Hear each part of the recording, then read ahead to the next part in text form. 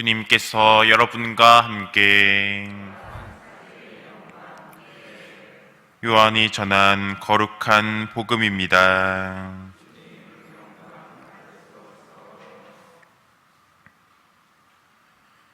그때 예수님께서는 올리브 산으로 가셨다. 이른 아침에 예수님께서 다시 성전에 가시니 온 백성이 그분께 모여들었다. 그래서 그분께서는 앉으셔서 그들을 가르치셨다. 그때 율법 학자들과 바리사이들이 가나마다 붙잡힌 여자를 끌고 와서 가운데에 세워놓고 예수님께 말하였다. 스승님, 이 여자가 가늠하다 현장에서 붙잡혔습니다. 모세는 율법에서 이런 여자에게 돌을 던져 죽이라고 우리에게 명령하였습니다. 스승님 생각은 어떠하십니까? 그들은 예수님을 시험하여 고소할 구실을 만들려고 그렇게 말한 것이다. 그러나 예수님께서는 몸을 굽히시어 손가락으로 땅에 무엇인가 쓰기 시작하셨다. 그들이 줄곧 물어대자 예수님께서 몸을 일으키시어 그들에게 이르셨다.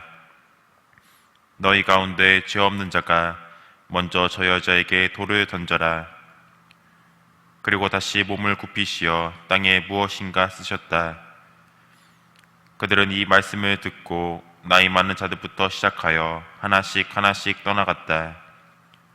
마침내 예수님만 남으시고 여자는 가운데에 그대로 서 있었다.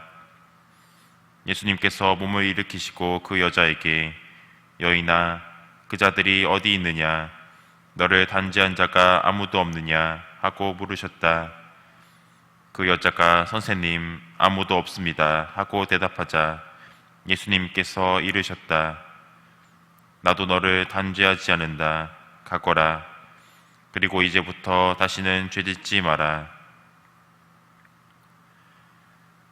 주님의 말씀입니다. 그리스도님 참여합니다. 자리에 앉겠습니다. 참 예수님, 오늘 말씀은 죄에 대해서 다시금 생각해 보게끔 합니다. 율법 학자들과 바리사이들은 여인이 지은 죄에만 관심이 있었습니다. 그 여인이 어떻게 살아왔는지, 혼인생활 안에서 어떤 점이 어렵고 힘들었는지에 대해서 전혀 관심이 없었습니다.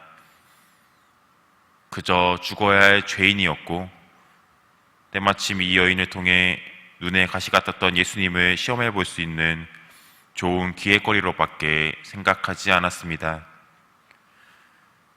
하지만 예수님께서는 그 여인을 진정으로 용서해 주심과 동시에 거기에 모여있던 사람들 또한 죄인이란 사실을 일깨워 주십니다.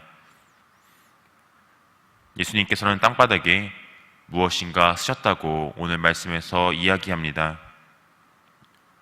성경에는 여러 사본들이 존재하는데 그 사본들에 의하면 예수님께서는 거기 모여있던 사람들 각 개인의 죄를 일일이 다 쓰셨다고 이야기합니다.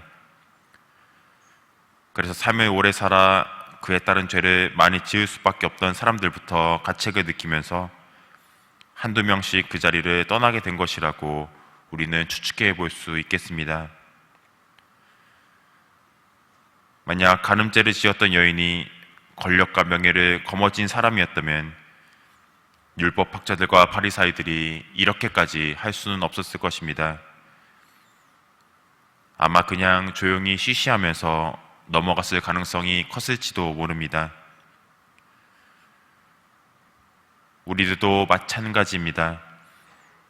나보다 나약하고 부족한 사람들이 지은 잘못과 죄에 대해서는 가혹하게 처우하고 내가 지은 잘못과 죄에 대해서는 그냥 넘어가고자 하는 유혹을 매번 직면하게 됩니다.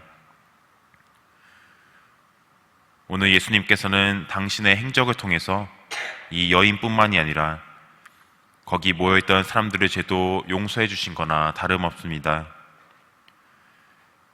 예수님의 이제부터 다시는 죄짓지 말라는 말씀은 다음에 또 죄를 짓게 된다면 몸소 돌을 던지시겠다는 것이 아닙니다.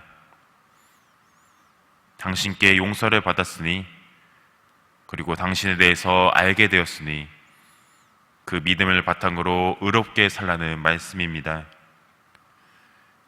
이 의롭게 살아가는 과정이 힘들고 어려울 수 있겠지만 그에 따른 부활에 이를 수 있게 됩니다. 이어지는 성찬의 전례와 영성체의 시간에서 항상 우리 죄를 용서해 주시는 예수님을 잘 모셨으면 좋겠습니다. 왜냐하면 성체 성사 안에서 당신의 온 존재를 내어주시며 우리의 죄를 사해 주시려고 항상 피를 흘리시기 때문입니다. 잠시 묵상하시겠습니다.